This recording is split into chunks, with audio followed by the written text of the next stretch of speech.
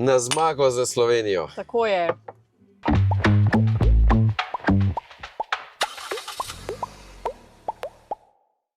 Dobrodošli v podcastu Po desnem pasu. Danes sem z vami Karin Planinšek, nahajamo pa se v Novi vasi. Na Blokah. Na Blokah. Z mano pa je aktualni poslanec Slovenske demokratske stranke, Zoran Mojškerc. Lep pozdrav. Živijo. Zdaj, vi ste prvi mandat poslanec, ne? Je tako. S čim pa ste se prej ukvarjali, pa kako to, da ste se potem spustili še v politiko? Sicer član Slovenske demokratske stranke sem že od leta 2002, ne, in potem sem tam rastel preko mladine. Če se spomnim nazaj, leta 2004 podobno zadevo, kakor jo imate vi danes, sem sam vodil tisti predvolilni avtobus. Smo naredili 12.000 kilometrov po celi Sloveniji v roku predvolilne kampanje. Ja, drugače pa prej sem delal na Ministrstvu za kmetijstvo 17 let. Okay. In potem pa, kako je prišlo do tega, da ste šli za poslanca? Pač odbori so me evidentirali, zadnjo za volitve leta 2022. Stranka me je uvrstila na kandidatno listo in sem tukaj. Drugače pa sem vedno želel, če grem pa še dlje nazaj, v svoja mladostniška leta, sem pa vedno nekako politiko spremljal. Začel sem jo spremljati že takrat, ko so naši komunisti zapustili sejo centralnega komiteja, ne vem, katera je že bila, v Beogradu, in takrat se je tudi pri nas doma v kuhinji nekaj začelo dogajati. Se spomnim, ampak bil sem star 9 let, mislim, da. Ampak od takrat naprej, ja, in potem osamosvojitvena vojna kot otrok. Ja, in ko sem bil star 18 let, sem že prvič volil za Slovensko demokratsko stranko in pol leta 2002 sem pa naredil ta naslednji korak in se včlanil. Lepo slišati. Pa recimo, ko ste delovali tudi pri mladini, ne pa takrat pomagali v kampanji, kako pa danes gledate na ta kako bi rekla, veliko vstopov, veliko število novih mladih članov v stranki? Če se spomnim tistih let nazaj, smo vsako zadevo zelo težko kamorkoli spravili, ne. Mi smo imeli akcije Torta za Slovenijo, ko smo pekli občinski odbori oziroma smo dobili slaščičarje, da so nam donirali torte in smo jih potem ljudem delili na dan državnosti, pa smo v porodnišnicah na materinski dan obdarovali mlade mamice s copatki in podobne zadeve, ampak ta zadeva nekako ni bila slišana. Jaz bom rekel, da imate vi kot mladinci danes precej lažje delo zaradi družbenih omrežij. Če se jaz spomnim nazaj, je Mladi forum socialnih demokratov raztrosil neke letake za dan OF po Čopovi, se pravi, po domač povedano so nasmetili, so bili pa v vseh osrednjih medijih, medtem ko Torte za Slovenijo ni bilo nikoli. Potem smo imeli zgoščenko, pesem za Slovenijo, z evropsko, slovensko himno in pa himno naše stranke.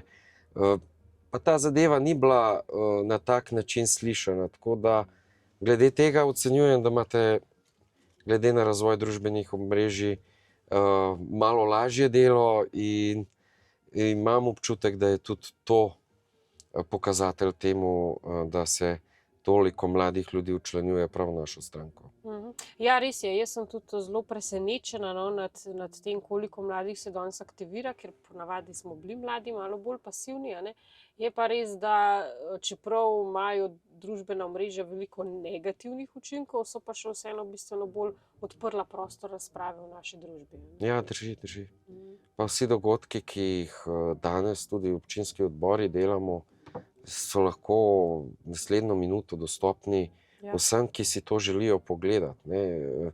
Lokalni časopis, na primer, je nek povzetek dogodkov za pretekli mesec in se ne čuti te aktivnosti, ne.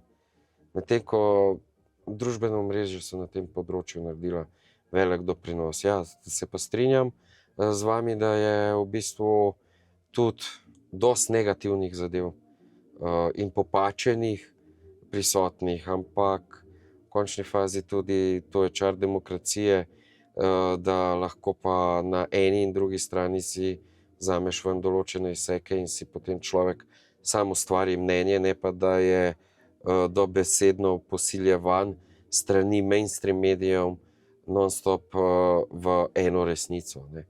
In zato tudi to kampanjo, ki jo imamo letos, takega odziva jaz ne pomnim. Ne.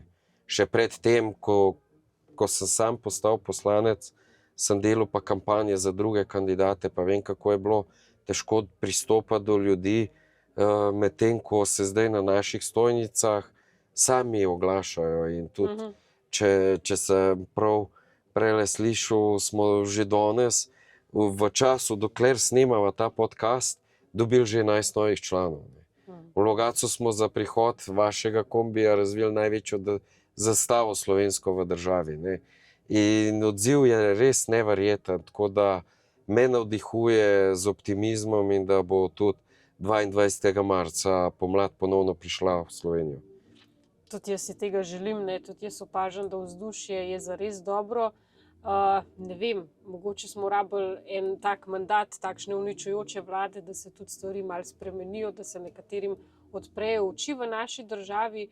Pa recimo, vi ste začeli svojo poslansko kariero, ne, ravno v času te vlade, ki se obnaša, se mi zdi, da najbolj antidemokratično, tudi poslancem opozicije se jemlje beseda, ne, kako je bilo to doživljati 4 leta?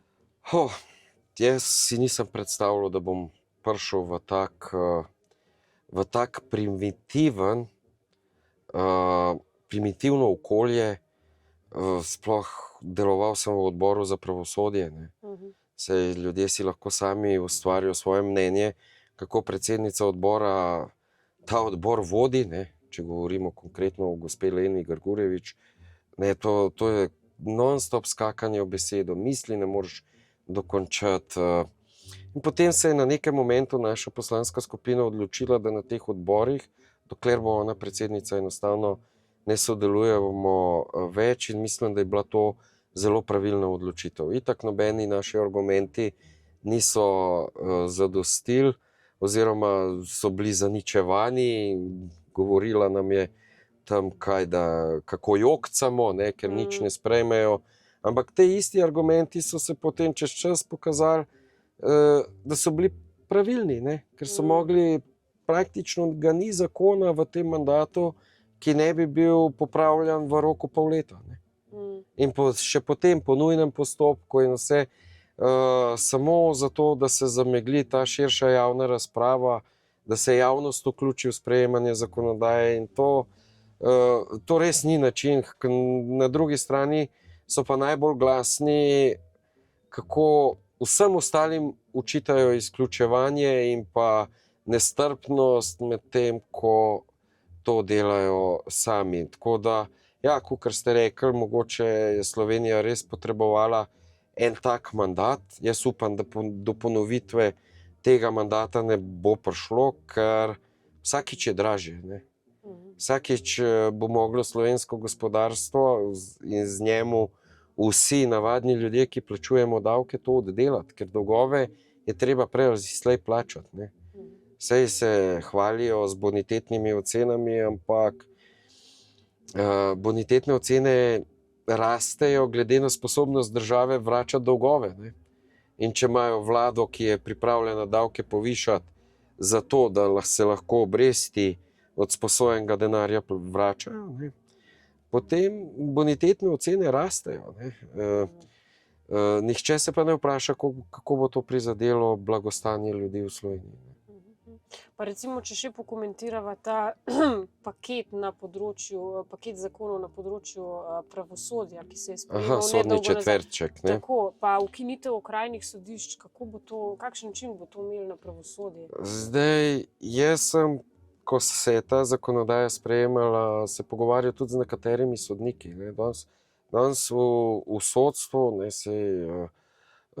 smo kritiki, dostikrat tudi upravičeno, ampak nek karierni sistem obstaja. Ne? Najprej si imenovan za okrajnega sodnika in potem napreduješ skozi kariero do okrožnega sodnika, višjega in na koncu tudi vrhovnega. Ne? Tako da nek nastavek tega meritokratskega sistema je tudi v sodstvu. Zdaj bodo pa sodniki, ki začnejo na etažni lastnini, ne, ali pa na prekrških, ki je ponavadi vstopna točka v ta sodni sistem, čisto zadovoljni, če tam ostanejo, ker bodo imeli enostavno enake plače, kakor sodniki, ki sodijo najtežje gospodarske ali pa kazenske primere. Ne. In ta zadeva ni pravična tudi do sodnikov samih. In so bili kritični, tudi Sodni svet je podal izredno veliko kritik na ta paket pravosodne zakonodaje. Največji problem pa je, da so parlamentu s to reformo odvzeli eno bistveno pristojnost, in sicer imenovanja vrhovnih sodnikov. Danes zaenkrat še vedno velja sistem, da mora biti vrhovni sodnik, preden začne svoje službovanje na vrhovnem sodišču, ponovno potrjen v parlamentu. Vzpostavljen sistem, ki bo začel veljati naslednje leto januarja, pa bo v bistvu omogočal, da od okrajnega sodišča do vrhovnega sodišča prideš samo preko sodnega sveta. Vrhovno sodišče je najvišja sodna inštanca rednega sodstva v naši državi in se meni, pa tudi naši poslanski skupini, to enostavno ne zdi prav. Tam je 40 vrhunskih pravnih strokovnjakov, za katere je prav, da svojo preteklo delo ponovno preverijo na glasovanju v parlamentu, ker v končni fazi so tudi vrhovni sodniki imenovani potem v trajni mandat oziroma do upokojitve. Pa so v bistvu s to potezo želeli zabetonirati na vrhovnem sodišču Miodraga Đorđevića, ki je zlizan Zoranom Jankovićem. Ja, takrat so vlagali neke amandmaje, mislim, že to je malo smešno, da pišeš amandma za točno določeno eno osebo, v tem primeru Miodraga Đorđevića. Ampak ta amandma na srečo ni šel skozi, ker je bila javnost pa vseeno preobčutljiva, ker naprimer amandma je bil na ta način, da bi to veljalo upokojitvena starost 70 let za vse ostale sodnike, samo za predsednika vrhovnega sodišča. Tako da, in tudi v prehodnih določbah je bilo določeno, da ravno ta določba pa se uveljavi takoj s sprejemom zakona. Tako da medtem ko ostale določbe začnejo veljati šele s 1.1.2027. Kako pa bi recimo mi izboljšali zaupanje v sodstvo, ki je zdaj zelo nizko v naši državi? So tudi neke rešitve na področju pravosodja? Zdaj mislim, da tukaj mora sodstvo predvsem narediti samo. Zdaj, politika je lahko kritična do sodstva in je prav, da je. Zdaj imamo tudi primere tudi v evropskih državah, ko sodstvo ne zna rešiti teh svojih problemov in potem je naloga politike, da to preseka in to reši. Sicer v zadnjem času moram reči, da se neke poteze v tej smeri, recimo temu plastično povedano, samo očiščevanja sodstva dogajajo. Ta sodni svet, ki je trenutno dela malce drugače, kot so delali prejšnji, in neki drobni koraki v to smer se nakazujejo, ampak kle politika lahko stori zelo malo. Mi lahko opozarjamo na določene krivice, ki se dogajajo slovenskim ljudem, naprimer nekomu odpišejo 29 milijonov evrov, nekomu drugemu pa za 130 evrov dolga rubijo hišo. Tak primer smo imeli v preteklih letih. In dokler se bodo take zadeve dogajale, sodstvo ugleda ne more si popraviti. Ker so enostavne razkoraki preveliki. Kaj pa bi recimo bila ena izmed prvih zadev, ki je v tem trenutku za popraviti v naši državi? Kje je potrebna največja intervencija? Težko vprašanje, ker je tega zelo veliko. Naprimer, prvo, kar je ukinitev prispevka za dolgotrajno oskrbo za upokojence. To je prva zadeva, ker pokojnina je pravica za preteklo delo in je krivično, da je ponovno obdavčena.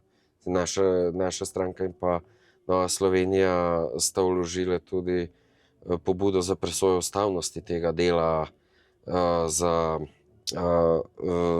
kar se tiče tega prispevka za dolgotrajno oskrbo. Zdaj, glede na to, da je ta vlada štartala svoj mandat z omnibus zakonom, ki ga je v parlament pripeljala Nika Kovač, kjer so vse ukrepe prejšnje vlade, tudi tiste, za katere so sami kasneje priznavali, da so bili dobri, razveljavili. Mislim, da bo potreben en tak zakon. Mislim, ker Ustavno sodišče je to zadevo požegnalo, se pravi, recept je znan. Mislim, da smo v poslanski skupini, naši strokovni sodelavci so zelo pridni na tem področju in smo sproti beležili, kaj vse je treba popraviti, ko bo enkrat čas zrel za to. Pa mogoče še vprašanje za na konec. Je občutek dober za te prihajajoče volitve? Ja, kakor sem že na začetku povedal, take kampanje se sam ne spomnim. Tako da optimizem veje iz vsakega volivca, ki ga srečam in nagovorim. Vsi rečejo, da je zdaj bilo pa teh eksperimentov dovolj. Super. Najlepša hvala za ta Ni za pogovor kaj, in pa hvala vso za srečo. priložnost. Ja, z veseljem.